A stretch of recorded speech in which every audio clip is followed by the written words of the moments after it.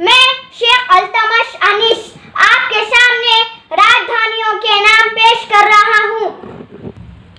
आंध्र प्रदेश, हैदराबाद, अरुणाचल प्रदेश, ईटानगर, आसाम, दिसपुर, बिहार, पटना, छत्तीसगढ़, रायपुर, गोवा, पणजी, गुजरात, गांधीनगर, हरियाणा, चंडीगढ़, हिमाचल प्रदेश,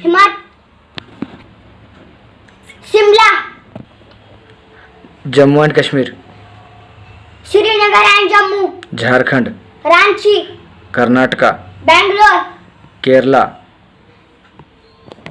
तिरुवनंतपुरम, मध्य प्रदेश, भोपाल, महाराष्ट्र, मुंबई, मणिपुर,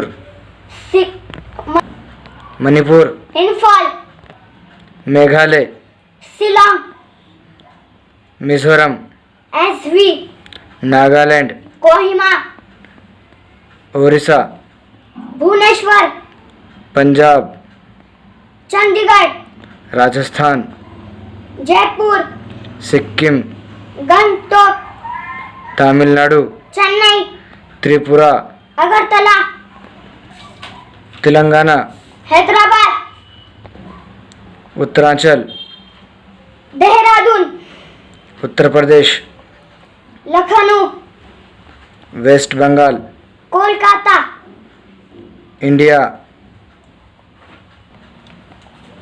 नई Delhi. Thank you. हमारे इस चैनल को सब्सक्राइब करें, लाइक करें, शेयर करें। अल्लाह हाफिज।